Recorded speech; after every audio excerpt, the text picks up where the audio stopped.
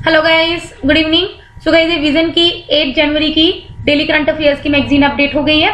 तो चलिए हम आज की फर्स्ट न्यूज स्टार्ट करते हैं। अभी के जो 7th ट्रेड पॉलिसी रिव्यू की है इंडिया की, किसने, WTO में, तो वो बिगिन हो चुकी है। ठीक है, तो गाइस ये जो हमारी न्यूज है किसमें कवर होगी, इकोनॉमी सेक्शन में कवर होगी, क्योंकि देखो WTO में इंडिया की है ना ये ट्रेड पॉलिसी रिव्यू, तो इसलिए ये इकोनॉमी सेक्शन में कवर होगी। देखो गाइस, आपको पता होना चाहिए कि ट्रेड पॉलिसी रिव्यू में हम क्या करेंगे, जो भी हमारे नेशनल ट्रेड पॉलिसीज का क्या करेंगे, रिव्यू करेंगे, ताकि हम क्या कर सके, जो भी हमारे मल्टीलेटरल ट्रेडिंग सिस्टम है उसकी स्मूथ फंक्शनिंग चलती रहे। मेरी बात आपको समझ में आ गई। इसके अंदर हम क्या करेंगे, हमारी जो भी ट्रेड पॉलिसीज हैं, हमारी इंडिया की जितनी डिफरेंट ट्रेड पॉलिसीज हैं, उसको हम एक बार रिव्यू करेंगे। अगर हमें ऐसा लगता है कि यार कहीं हमें किसी चीज को अमेंड करना है या किसी चीज में कुछ एडिशन करना है, तो वो हम करेंगे। क्यों करना है, ताकि हमारी जो मल्टीलेटरल ट्रेडिंग सिस्टम है उसकी फंक्शनिंग स्मूथ चलती रहे और एक जो ट्रांसपेरेंसी है वो बनी रहे मेंबर्स की ट्रेड पॉलिसी की। इंडिया की जो लास्ट ट्रेड पॉलिसी रिव्यू की गई थी वो 2015 में हुई थी, तो ऑलमोस्ट क्या है 5 या 6 साल हो चुके हैं, तो अब उसको रिव्यू करना जरूरी था। ठीक है, अब रिव्यू के क्या हाइलाइट्स हैं ये हम देखेंगे। इसमें ये नोट किया जाएगा कि स्ट्रॉन्ग इकोनॉमिक ग्रोथ की जरूरत है, ताकि हम अपने क्या कर सके, सोशल और जो इकोनॉमिक इंडिकेटर्स हैं उनको इंप्रूव कर सके। जैसे देखो गाइस, इकोनॉमिक पैरामीटर्स कैसे हो गए, per capita income. Social parameters क्या हो गया, आपकी लाइफ एक्सपेक्टेंसी। इनको हम क्या कर सके, इंप्रूव कर सके। इसके अलावा देखा गया है इंडिया की जो ट्रेड पॉलिसी है वो अभी मतलब कि जैसी है वैसी ही थी, कांस्टेंट है, कोई चेंज नहीं हुई है। और इंडिया कंटिन्यू अपनी ट्रेड पॉलिसी इंस्ट्रूमेंट्स पे रिलाई है, जैसे तारीफ पे, एक्सपोर्ट टैक्सेस पे, मिनिमम इंपोर्ट प्राइस पे, इंपोर्ट एंड एक्सपोर्ट रेस्ट्रिक्शंस पे एंड लाइसेंसिंग पे। ठीक है, अब हम देख लेते हैं इसमें क्या क्या हम कंसर्न्स क्या है हमारे। देखो सबसे पहले क्या, तो ट्रेड फैसिलिटेशन इनिशिएटिव्स को लॉन्च इंट्रोड्यूस किया जाएगा। देखो ट्रेड फैसिलिटेशन का मतलब क्या होता है, ताकि ट्रेड में जो भी दिक्कतें आ रही हैं उसको हम क्या कर सके, एड्रेस कर सके। ठीक है, ताकि जो ट्रेड है वो चलता है। फैसिलिटेशन का मतलब यही होता है कि चीजों को हमें आसान करना। ठीक है, तो इसमें हम क्या करेंगे, जो भी प्रोसीजर्स हैं उनको सिंप्लीफाई करेंगे। जो भी हमारे यहाँ पे इंपोर्ट हो रहा है, एक्सपोर्ट हो रहा है, उसमें जो भी कस्टम क्लियरेंसेस हो रहे हैं उनको हम सिंप्लीफाई करेंगे, उनके जो प्रोसीजर्स हैं उनको सिंप्लीफाई करेंगे। अब गाइस देखो, आप सबको पता है कि इनको सिंप्लीफाई करने से क्या होता है, एक तो जो हमारा ईज ऑफ डूइंग बिजनेस है वो अच्छा होता है, और इन्वेस्टमेंट भी हम अट्रैक्ट कर सकते हैं, क्योंकि जहां ज्यादा वर्क होता है ना, पेपर वर्क, तो वहां पे कोई भी इन्वेस्ट करने के लिए क्या करता है, थोड़ा कहीं ना कहीं भागता है। इसके अलावा हम क्या करेंगे, इंडियन कस्टम इलेक्ट्रॉनिक गेटवे को इंट्रोड्यूस करेंगे। Single window interface for facilitation of trade को इंट्रोड्यूस करेंगे, ताकि हम ट्रेड को क्या कर सके, स्मूथ करते रहे। डायरेक्ट पोर्ट डिलीवरी और डायरेक्ट पोर्ट एंट्री फैसिलिटीज को हम इंट्रोड्यूस करेंगे। इसके अलावा हम क्या लेंगे, रिस्क मैनेजमेंट सिस्टम की यूज को हम क्या करेंगे, इंक्रीज करेंगे। ठीक है, नेक्स्ट है हमारे डोमेस्टिक प्रोडक्शन या डोमेस्टिक हमारे एक्सपोर्ट्स को इंक्रीज करने के लिए हम क्या करेंगे, हमारे इंडिया की गवर्नमेंट ने नंबर ऑफ इंसेंटिव्स प्रोवाइड किए हैं, जैसे डायरेक्ट सब्सिडीज प्रोवाइड करते हैं। अभी हमने देखा पढ़ा था रेमिशन of duties and export scheme. ठीक है, इस पढ़ा था ना, जिसने अभी MEIS स्कीम को क्या करा है, रिप्लेस किया। ये हम क्यों कर रहे हैं, ताकि हम अपने एक्सपोर्ट्स को बढ़ा सके। तो India already number of incentive provide करती है, जैसे डायरेक्ट सब्सिडीज प्रोवाइड करते हैं। आप जितना आप एक्सपोर्ट करोगे तो एक्सपोर्ट पे आपको सब्सिडीज मिलेगी, ताकि हम इंडिया में अपने एक्सपोर्ट्स को बढ़ा सके। प्राइस सपोर्ट स्कीम्स प्रोवाइड करती हैं, तारीफ कंसेशन प्रोवाइड करते हैं, लाइक अगर आपको टैक्स जितना लग रहा है तो उस पर कंसेशन कुछ दे देंगी, या कुछ एग्जेम्पशन प्रोवाइड करेंगी टू डिफरेंट इंडस्ट्रीज, या कुछ प्रेफरेंशियल रेट ऑफ इंटरेस्ट के आपको क्या करती है, प्रोवाइड करती है। ठीक है, कंसर्न्स क्या है, देखो कंसर्न यूज यही है कि अभी जो हम ट्रेड पॉलिसी मेजर्स के यूज को फ्रीक्वेंट कर रहे हैं, ताकि हम अपनी डोमेस्टिक प्रोडक्शन को क्या कर सके, इंक्रीज कर सके। लेकिन कहीं ना इन्फ्लेशन को भी हम कर्ब करना चाहते हैं। ठीक है, क्योंकि इसके से क्या है, इंडिया की जो एवरेज तारीफ है वो इंक्रीज हो जाएगी 2021 में 14.3%, जो कि 2015 में कितनी थी, 13%। ठीक है, एग्रीकल्चर में स्टॉप एंड स्टार्ट नहीं होना चाहिए, मतलब हमें किसी भी एक्सपोर्ट, किसी भी आइटम को हमें बैन नहीं करने चाहिए, उसके एक्सपोर्ट को बैन नहीं करने चाहिए शॉर्ट सप्लाई में। ठीक है, और ये नहीं कि मतलब कि ऐसा नहीं है कि अगर कभी क्रॉप हमारे पास ज्यादा है, कोई भी अगर सपोज को राइस की अभी ज्यादा है तो हमने उसको एक्सपोर्ट कर दिए, और अगर हमारे राइस अभी प्रोडक्शन कम है, हमारे पास नहीं है, तो हमने उसकी सप्लाई को रोक दिया। ऐसा नहीं करना चाहिए, क्योंकि अगर हम स्टॉप एंड स्टार्ट पॉलिसी करेंगे तो हम किसी भी कंट्री को अगर हम एक्सपोर्ट कर रहे हैं तो वो हमें नहीं लेगी, हमसे माल नहीं लेगी, क्योंकि उसको पता होगा कि ये तो हमें धोखा दे देगा। It's like this. ठीक है, स्पेशली जो पॉलिसी ऑन एग्रीकल्चर प्रोडक्ट्स है, बिकॉज ये कहीं ना कहीं that prevents farmers from taking objective decisions on sowing different crops. ठीक है, तो गाइस आई होप आपको समझ में आ गया होगा। नेक्स्ट न्यूज पढ़ते हैं। Minimum support price better than loan waiver, ऐसा किसने बोला है? MS स्वामीनाथन। देखो गाइस, MS स्वामीनाथन है जो कि चेयरपर्सन है किसके? National commission of farmers. उन्होंने बोला है कि जो मिनिमम सपोर्ट प्राइस जिसकी वजह से फार्मर प्रोटेस्ट कर रहे हैं, ये देना ज्यादा इंपॉर्टेंट है as compare to loan waive. आपको पता है गवर्नमेंट फार्मर्स के लोन वेव करती रहती है, तो उन्होंने बोला कि ये ज्यादा है। तो गाइस ये हमारी इकोनॉमी में एग्रीकल्चर सेक्शन में कवर होगा।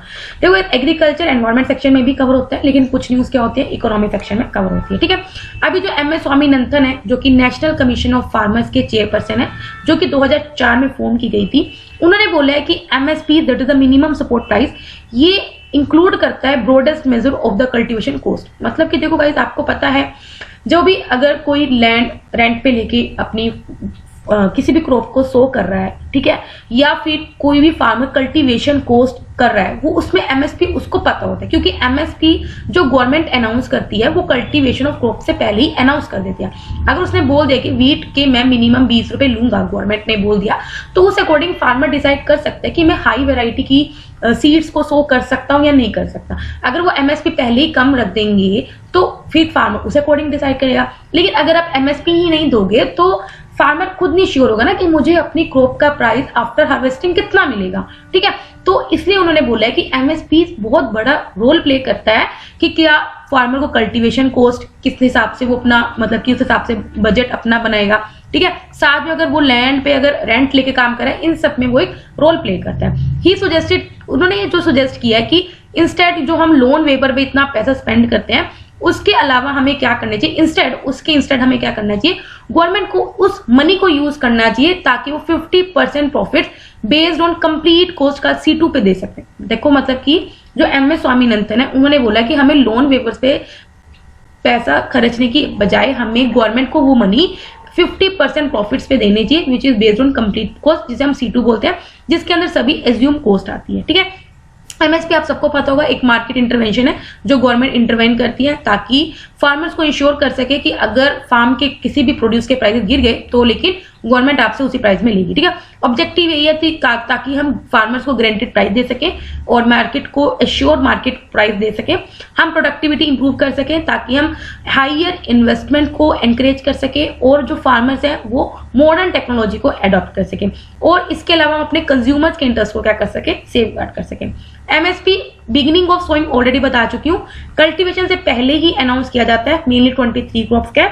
और किसकी रिकमेंडेशन पे गाइस, ये बहुत ज्यादा इंपॉर्टेंट हो जाता है, डेट पूछ लेगा किस मिनिस्ट्री पे, नहीं आपको इस कमीशन का नाम पता होना चाहिए, CAC पे, that is the commission for agriculture cost and prices. इस कमीशन की रिकमेंडेशन पे MSP अनाउंस किया जाता है। अगेन बोल रही हूँ बहुत ज्यादा इंपॉर्टेंट है गाइस, मैंने टेस्ट सीरीज लास्ट ईयर बहुत ज्यादा लगाई हुई है, तो मुझे पता है किस तरह के क्वेश्चंस पूछती हैं, और मैंने आपको पता भी होगा जो लोग मेरे साथ शुरू से जुड़े हुए हैं, मैंने इनसाइट रीजन सबकी टेस्ट सीरीज करवाई हुई है। ठीक है, उन सब में इस तरह के क्वेश्चन पूछे जाते हैं। क्या फैक्टर्स डिसाइड करता है कि कोई भी हम MSP किसी भी क्रॉप का क्या रखेंगे, गवर्नमेंट क्या कंसीडर करती है उन फैक्टर्स को कि उस कमोडिटी की, उस आइटम की क्या सप्लाई है, क्या डिमांड सिचुएशन है मार्केट में, क्या मार्केट प्राइस ट्रेंड है डोमेस्टिक और ग्लोबल लेवल पे ऑफ अदर क्रॉप्स। ठीक है, मतलब कंपेयर भी करती है।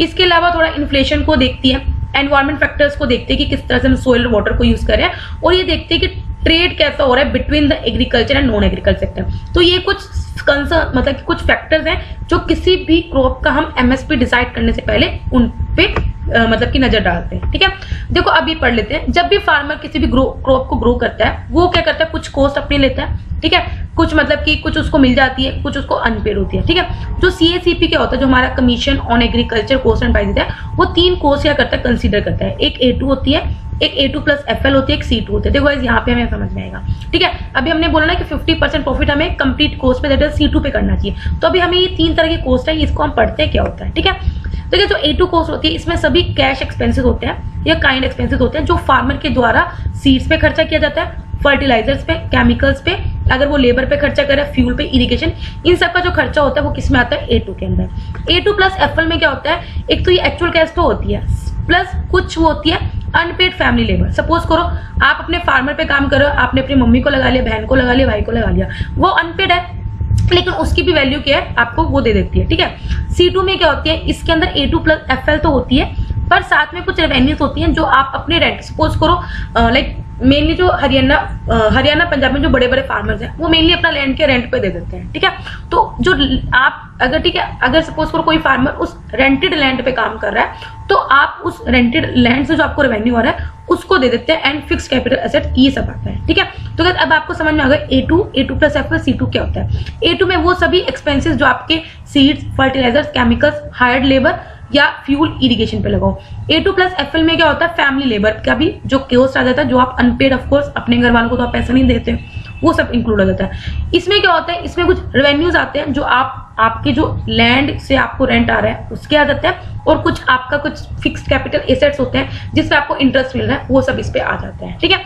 इस देखो 23 क्रॉप जिन पे MSP डिसाइड करता है, आपको पता होना चाहिए, paddy, wheat, maize, sorghum, pearl millet, ठीक है, बार्ले, रागी, और 5 पल्सेस हैं, that is gram, toor, moong, urad, lentil. 7 oil seeds हैं, groundnut, rape seed, mustard, soybean, sesame, sunflower, safflower, niger seed. 4 commercial crops हैं, ये भी पता होना चाहिए, कोपरा, शुगर केन, कॉटन, रोजन, ठीक है। शुगर कॉन का बाकी FRP होता है, ठीक है। नेक्स्ट स्टार्ट करते हैं। Antarctica ozone hole, one of the largest deepest closes, ठीक है। देखो अभी ये कि जो अंटार्कटिका में जो ओजोन होल था जो कि बहुत बड़ा था वो भी क्लोज हो गया। ये जो हमारा न्यूज है एनवायरमेंट सेक्शन में कवर होगा, ठीक है। देखो एनुअली जो भी ओजोन होल होता है ओवर अंटार्कटिका वो रैपिडली ग्रो कर रहा था मिड अगस्त से, और सबसे ज्यादा जो बड़ा था जो होल वो अक्टूबर 2020 में बढ़ा था। ये हमने न्यूज कवर भी करी थी, ठीक है। जो होल का एक्सपेंड हो रहा है वो किस वजह से हो रहा है, of course strong, stable and cold polar vortex की वजह से हो रहा है, या फिर बहुत ज्यादा जो कोल्ड टेम्परेचर हो रहा है स्ट्रेटोस्फेयर में, ठीक है, उसकी वजह से होल बहुत ज्यादा एक्सपेंड हो रहा था। अब पोलर वर्टेक्स क्या होता है, एक तरह की कोल्ड एयर होती है, लो प्रेशर की एयर होती है, पोलर रीजन्स में चलती है, ठीक है। अंटार्कटिका रीजन ये पोलर रीजन होती है, वहां पे कोल्ड विंड चलती है, उसी को हम पोलर वोर्टेक्स बोलते हैं। ड्यूरिंग विंटर्स क्या होता है, जो पोलर वोर्टेक्स जो नॉर्थ पोल पे होती है वो एक्सपेंड करती है और कुछ कोल्ड एयर को साउथवर्ड भेज देती है। मेरी बात समझ में आ गई, ठीक है। ये नॉर्थ पोल है, देखो इसमें क्या होता है, विंटर्स में क्या होता है, पोलर वोर्टेक्स जब ये हवा चलती है तो कुछ जो यहाँ हवा है वो साउथ पोल की तरफ भेज देती है। जैसे टेम्परेचर स्ट्रेटोस्फेयर में इंक्रीज होता है तो ओजोन डिप्लीशन कहीं ना कहीं कम हो जाता है, और अभी आपको पता है विंटर चल रहा है, ठीक है। और पोलर वोर्टेक्स कहीं ना कहीं वीक हो जाती है और ब्रेक हो जाती है। दिसंबर के एंड में हमेशा जो ओजोन का जो लेवल होता है वो नॉर्मल हो जाता है, जिसकी वजह से क्या होता है मतलब कि जो ये क्लोज हो जाता है ये जो होल, ठीक है। ओजोन ये मेनली स्ट्रेटोस्फीयर में पाई जाती है, आपको पता है। ओजोन मॉलिक्यूल्स हमारी लाइफ, देखो 2 तरह की ओजोन होती है, good ozone, bad ozone. Good ozone होती है तो स्ट्रेटोस्फीयर में होती है क्योंकि वो आपको बचाती है हार्मफुल रेज से, ठीक है। लेकिन जो ट्रोपोस्फीयर में होती है वो आपकी हार्मफुल होती है, ठीक है, because it protect life on earth by absorbing harmful ultraviolet radiation from the sun, ठीक है। ओजोन होल हमें इसको बोलते हैं, इट इज अ रीजन जो स्ट्रेटोस्फीयर में होता है जहां पे ओजोन की कंसेंट्रेशन बहुत ज्यादा लो होती है, ठीक है। ये it begins to shrink in size as warmer temperature dominate, ठीक है। मॉन्ट्रियल प्रोटोकॉल आपको पता है वो रेगुलेट करते हैं किस तरह से हमें क्या करना है, 100 जो ओजोन डिप्लीटिंग सब्सटेंसेस है उनकी प्रोडक्शन और उनकी कंजप्शन को रेगुलेट करते हैं, ठीक है। तो गाइस आई होप आपको ये समझ में आ गया होगा। नेक्स्ट न्यूज बढ़ते हैं। India 2% equalisation levy discriminatory unilateral US trade representative. तो गाइस अगेन ये जो इकोनॉमी में कवर होगा, देखो जो इक्वलाइजेशन लेवी है ये मेनली हम उन कंपनीज पे लगाते हैं जो इंडिया में उनका अच्छा खासा बिजनेस चल रहा है, लेकिन वहां पे इंडिया में उनकी कोई फिजिकली फर्म है नहीं, ठीक है। काफी बार मैंने डिस्कस किया इक्वलाइजेशन लेवी क्या है, ठीक है। अभी यूएसए की जो ट्रेड रिप्रेजेंटेटिव है उन्होंने बोला है कि जो इंडिया इक्वलाइजेशन लेवी 2% की लगाता है वो कहीं ना कहीं डिस्क्रिमिनेटरी है, ठीक है। अब जरा हम पढ़ लेते हैं क्या उन्होंने बोला है। सॉरी एक सेकेंड यार, एक सेकेंड। हाँ, तो अभी क्या है, according to US trade representative उन्होंने बोला है कि जो इंडिया डिजिटल सर्विस टैक्स लगाता है या फिर इक्वलाइजेशन लेवी भी बोलते हैं वो डिस्क्रिमिनेटरी है, ठीक है। और ये कहीं ना कहीं यूएस के कॉमर्स और ट्रेड को रिस्ट्रिक्ट कर रहा है, और इसके अगेंस्ट एक्शन लेना चाहिए। किसके under, section 301 of trade act 1974। Section 301 USA को अलाउ करता है कि वो यूनिलेटरी किसी भी तारीफ को इम्पोज कर सकता है या फिर कोई ट्रेड रेस्ट्रिक्शन किसी फॉरेन कंट्रीज पे लगा सकता है। फिर मतलब कि यूएसए को लग रहा है कि इंडिया जो टैक्स लगा रहा है वो जायज नहीं है, और इसलिए क्या है सेक्शन 301 के अंडर यूएसए चाहता है कि इंडिया पे भी हम कुछ टैक्स लगाएं, दैट इज, ठीक है। तो इस रिस्पॉन्स में इंडिया ने आर्ग्यू बोला कि इक्वलाइजेशन लेवी जो हम लगाते हैं वो इसलिए लगाते हैं ताकि एक लेवल प्लेइंग फील्ड बना रहे, ताकि जो इंडिया के जो ई कॉमर्स ऑपरेटर्स हैं वो हमारे मतलब कि वो कहीं वो सप्रेस ना हो जाए, ठीक है।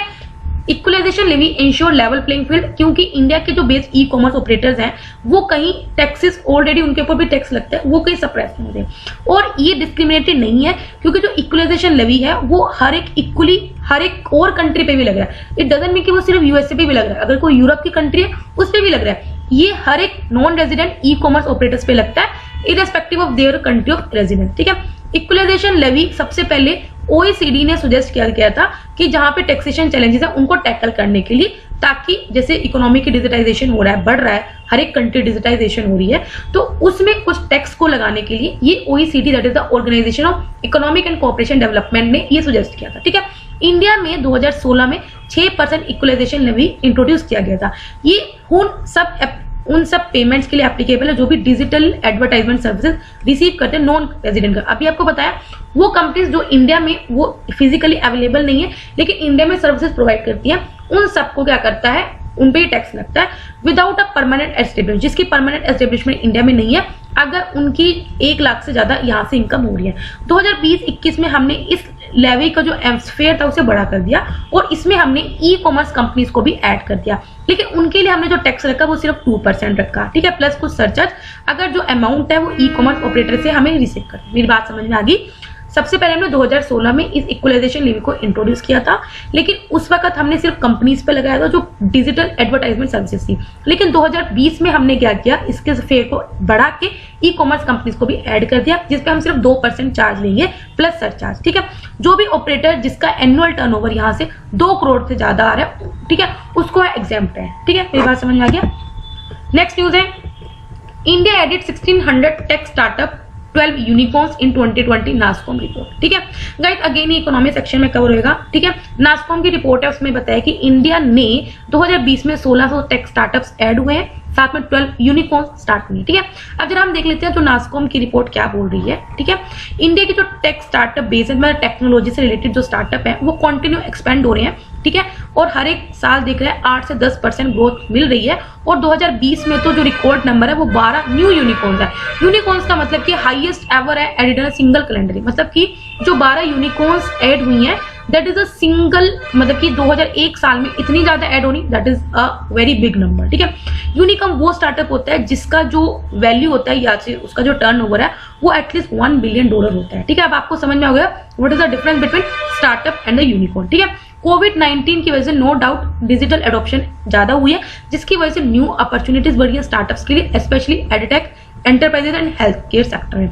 कोर ग्रोथ ड्राइवर्स कहाँ पे हैं देखा गया, डिजिटली ऑफकोर्स हमारा इंडिया जो है डिजिटली एक्टिव बन रहा है, डिजिटली इंक्लूजन बन रहा है, कहीं ना कहीं software as a service based हम शिफ्ट हुए हैं, वर्क फ्रॉम होम चल रहा है। ठीक है, और मूविंग हम ऑफलाइन टू ऑनलाइन हम मूव हो रहे हैं। इसके अलावा वोकल फॉर लोकल की वजह से मार्केट सपोर्ट प्रोवाइड की गई है, ताकि स्टार्टअप्स को हम थोड़ा सपोर्ट प्रोवाइड किया हमने। ठीक है, remote work accelerating growth of new startup. ठीक है, गवर्नमेंट के क्या इनिशिएटिव है ताकि हम स्टार्टअप को प्रमोट कर सके, ये हमने सब तीनों की तीनों स्कीम्स ऑलरेडी पड़ी हुई है।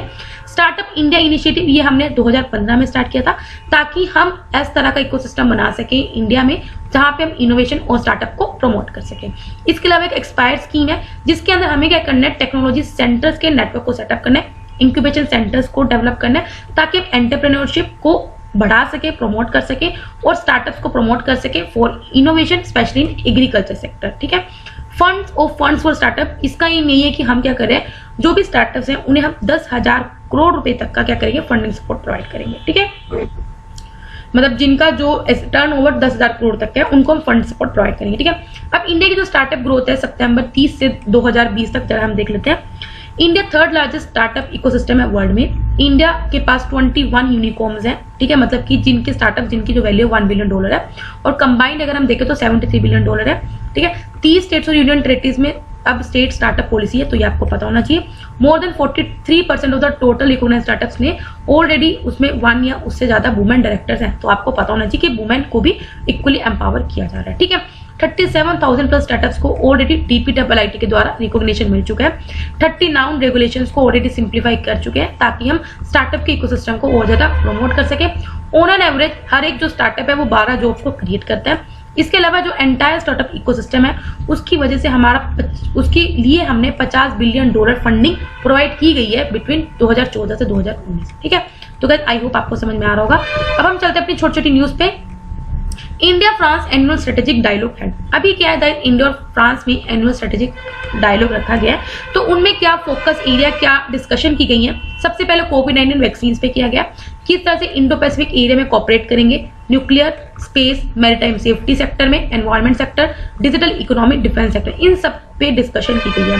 फ्रांस ऑलरेडी आपको पता है इंडिया का बहुत अच्छा पार्टनर है। इवन हमारा जो गगनयान प्रोजेक्ट है उसमें भी वो हमें कितना ज्यादा सपोर्ट कर रहा है, ठीक है। स्पेशली इंडियन ओशन में वो हमारा एक अच्छा पार्टनर है। फ्रांस ऑलरेडी जो फ्रांस की जो टेरिटरीज है, रियूनियन आइलैंड एंड म्यूटलैंड, वो यहाँ पे है, ठीक है। इंडिया और फ्रांस का जो ट्रेड है वो नियर, हम दोनों कंट्रीज का जो ट्रेड है वो $13 बिलियन रहा है 2019 में, और इंडिया का पॉजिटिव ट्रेड है, मतलब कि फ्रांस के साथ ट्रेड करके हमें ट्रेड सरप्लस है, मतलब कि घाटा नहीं हो रहा है, हमें फायदा हो रहा है, जैसे यूएसए के साथ, ठीक है। रिसेंटली इंडिया और फ्रांस ने लॉजिस्टिक शेयरिंग एग्रीमेंट भी साइन किया, ताकि हम क्या कर सके, इंडिया और फ्रांस इसमें क्या करेंगे, एक दूसरे की जो मिलिट्री बेसिस हैं या जो मिलिट्री फैसिलिटीज है उनको यूज कर सकते हैं, ठीक है। ये मैंने आपको काफी बार बताया लॉजिस्टिक शेयरिंग एग्रीमेंट क्या होता है, ठीक है। इंडिया क्या करेगा, इंडिया टू चेयर 3 की subsidiary bodies of UN security council. आपको पता है यूएन सिक्योरिटी काउंसिल में अभी इंडिया ने अपना non permanent as a member उसको स्टार्ट किया, तो इंडिया उसमें 3 बॉडीज का एज अ की वो बनेगा, ठीक है, चेयर करेगा। 3 बॉडीज कौन कौन सी, जिसको इंडिया क्या करेगा, चेयरमैन बनेगा जिसमें, ठीक है। एक है काउंटर टेररिज्म कमिटी, इसको हमने 9/11 टेररिस्ट अटैक हुए थे जब यूएसए में 2001 में, तब इसको एस्टेब्लिश किया गया था। इसका टास्क ये है कि हम मॉनिटर कर सके कि जो भी हमारी काउंटर टेररिज्म कमेटी की जो भी मेंबर्स हैं डिफरेंट कंट्रीज, उनको देख सके, उनको मॉनिटर कर सके, क्या वो कुछ इंप्लीमेंट कर रहे हैं, एफर्ट्स कर रहे हैं, ताकि हम टेररिस्ट एक्टिविटीज को काउंटर कर सके। सेकंड है तालिबान सैंक्शन कमेटी, इसका एम यही था ताकि हम पीस, स्टेबिलिटी और सिक्योरिटी को प्रमोट कर सके, किसकी, अफगानिस्तान की, स्पेशली अफगानिस्तान के लिए, ठीक है। लीबिया सैंक्शंस कमेटी, इसमें हम कुछ सैंक्शंस डिजाइन को इंप्लीमेंट करते हैं, इंक्लूडिंग अ 2-वे arms embargo on Libya and asset freeze, travel ban, measures on illicit export of petroleum, मतलब कि पेट्रोलियम का मतलब इलीगल एक्सपोर्ट ना हो, ठीक है। ये सब इस पे है। नेक्स्ट है फूड और agriculture organisation of food price index, ठीक है। अभी क्या है, as per food price index of food and agriculture organisation, जो वर्ल्ड के फूड प्राइसेस हैं वो 7 मतलब कि कंसेक्यूटिव मंथ से क्या है, बढ़ रहे हैं इन दिसंबर, ठीक है। मेरी बात आपको समझ में आ गई। पिछले 7 महीने से लगातार जो फूड प्राइस इंडेक्स हैं वो बढ़ रहे हैं, फूड के जो प्राइस हैं वो बढ़ रहे हैं, ठीक है। Food price index is a measure of monthly change in the international price of a basket of food commodities that include, मतलब को फूड कमोडिटीज की बास्केट होती है जिसके अंदर हम सीरियल्स के प्राइस, ओएसीड्स के प्राइस, डेयरी प्रोडक्ट, मीट और शुगर, इन सब के प्राइस इसमें इंक्लूड होते हैं। तो इसमें हम ये देखते हैं कि मंथली इंटरनेशनल लेवल पे प्राइस क्या चेंज हो रहा है, ठीक है। जो फूड एंड एग्रीकल्चर ऑर्गेनाइजेशन है वो स्पेशलाइज्ड एजेंसी किसकी, यूएन की, जो इंटरनेशनल एफर्ट्स दे रही है ताकि हम हंगर को डिफीट कर सके। इसके 180 से भी ज्यादा मेंबर्स हैं, इंडिया भी इसका मेंबर है, और 2 साल में एक बार इसकी कॉन्फ्रेंस होती है, ये आपको पता होना चाहिए। इसमें हर एक जो कंट्री है as well as European Union वो रिप्रेजेंट करती है, ठीक है। गाइस आज थोड़ा बैकग्राउंड में ना ट्रेन की ज्यादा ही डिस्टर्बेंस दे रही है, मैं खुद डिस्टर्ब हो रही हूँ, ठीक है। नेक्स्ट है new industrial development scheme for Jammu and Kashmir 2021, ठीक है। देखो जो ये न्यू डेवलपमेंट स्कीम आई है वो सेंट्रल सेक्टर स्कीम है, जो अभी इसलिए लॉन्च की गई ताकि हम वहां पे इंडस्ट्रीज को डेवलप कर सके, कहाँ पे, जम्मू एंड कश्मीर रीजन में। इसका एम यही है कि हमारा जॉब क्रिएट कर सके, स्किल डेवलप कर सके, सस्टेनेबल डेवलप कर सके, ताकि हम न्यू इन्वेस्टमेंट को अट्रैक्ट कर सके और एग्जिस्टिंग वन जो इन्वेस्टमेंट है उसको और ज्यादा बूस्ट कर सके। इसका एम ये है कि हम इंडस्ट्रियल डेवलपमेंट को ब्लॉक लेवल तक लेके जा सके। इसके अंदर काफी इंसेंटिव्स प्रोवाइड की गई है, जैसे capital investment incentive, capital interest subvention, GST linked incentive, working capital interest incentive. Scheme इसको अप्रूव किया गया जिसका 28,400 करोड़ मतलब की स्कीम का जो प्राइस है, और ये 2037 तक आपको मतलब की प्राइस मिलेगा, ठीक है। नेक्स्ट है सेल्फ हेल्प ग्रुप्स। अभी क्या है, राजस्थान गवर्नमेंट ने एक प्लान बनाया जिसमें वो सेल्फ हेल्प ग्रुप्स को एम्पावर करेगी और फोकस करेगी क्वालिटी के, ब्रांडिंग पे and marketing of their projects, ठीक है। ये किसका, ताकि हम इकोनॉमिकली एम्पावर कर सके, स्पेशली जो वुमेन सेल्फ हेल्प ग्रुप्स हैं उनको हम क्या कर सके, इकोनॉमिकली एम्पावर कर सके। आप सबको पता होगा सेल्फ हेल्प ग्रुप्स क्या होते हैं, ये इनफॉर्मल ग्रुप ऑफ पीपल होते हैं जो एक साथ इसलिए आते हैं ताकि हम कॉमन प्रॉब्लम्स को एड्रेस कर सके। इनका एम यही है कि सेविंग्स को प्रमोट करना अमंग मेंबर्स और पूल्ड रिसोर्सेज को किस तरह से यूज कर सके ताकि जो भी इमरजेंट नीड्स हैं उनको मेंबर्स की पूरी कर सके, including the consumption need. Next है air pollution leads to increase risk of pregnancy long Lancet study. देखो गाइस अभी क्या है, एक स्टडी आई है जिसमें ये बताया कि तो साउथ एशिया में जो प्रेग्नेंट वुमेन है जो मेनली जो पुअर एयर क्वालिटी में एक्सपोज होती है वो हाइयर रिस्क में है कि वो मतलब कि स्टिल बर्थ मतलब कि इनफर्टाइल हो सकती है, मिसकैरेजेस से ज्यादा वो हो सकते हैं, they are at higher risk. अगर एयर पोल्यूशन के अकॉर्डिंग अगर WHO एयर क्वालिटी गाइडलाइन जो बताती है कि 10 मिलीग्राम पर क्यूबिक मीटर होना चाहिए, अगर आप उससे ज्यादा एयर पोल्यूशन एक्सपोज कर दो तो इसकी वजह से 29% प्रेगनेंसी लॉसेस हुए हैं। ठीक है, फर्दर ये इंडिकेट किया है कि इंडिया की जो एयर क्वालिटी टारगेट्स है वो 40 मतलब कि इतने इससे कम होना चाहिए। देखो WHO की तो 10 mg पर क्यूबिक मीटर है। ठीक है, और इंडिया की कितनी है?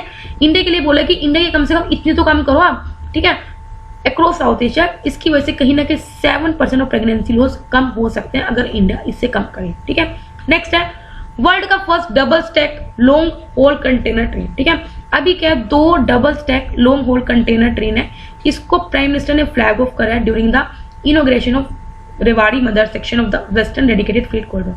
क्योंकि आपको पता होगा, ये हमने पहले ही पढ़ा है कि हमारे वेस्टर्न डेडिकेटेड फ्रीट कॉरिडोर बन गए, जिसमें हम स्पेशली जो कॉरिडोर है वो हम मालगाड़ियों के लिए रखेंगे, और इसमें हमने डबल जैसे आपकी डबल स्टैंडर्ड बस होती है ना, जिसमें 2 मंजिल वाली बस होती है, उसी तरह ट्रेन रखेंगे। ठीक है, तो वो अभी स्टार्ट कर दी गई है, फाइनली फ्लैग कर दी गई हमारे प्रधानमंत्री के द्वारा। ठीक है, अब इसमें जो कंटेनर यूनिट देखे, जो इसमें क्या है, जो वैगन से 4 गुना ज्यादा कंटेनर्स क्या करेंगे, कैरी करेंगे as compare to the current capacity. इससे ऑफकोर्स ट्रांसपोर्टेशन कॉस्ट रिड्यूस होगा, बिकॉज अब ज्यादा वेट एक ही रूट में जा रहा है। इसके अलावा हम हैवी होल्ड ट्रेन ऑपरेशन को इजी कर पाएंगे विद 25 टन एक्सल लोड। इसके अलावा हम क्या कर सकते हैं, टाइम बाउंड मैनर में डिलीवर कर सकते हैं पोर्ट्स पे, और फास्टर मैनर में हम पोर्ट्स पे क्या पहुंचा सकते हैं, कार्गोज आगे जो और एक्सपोर्ट होना है तो वो कर सकते हैं। ठीक है, तो गाइस यहाँ पे डेली करंट अफेयर्स कंप्लीट होते हैं। अगर आपको वीडियो अच्छी लगे तो लाइक करना, कोई डाउट हो कमेंट करना। तब तक बाय बाय, टाटा।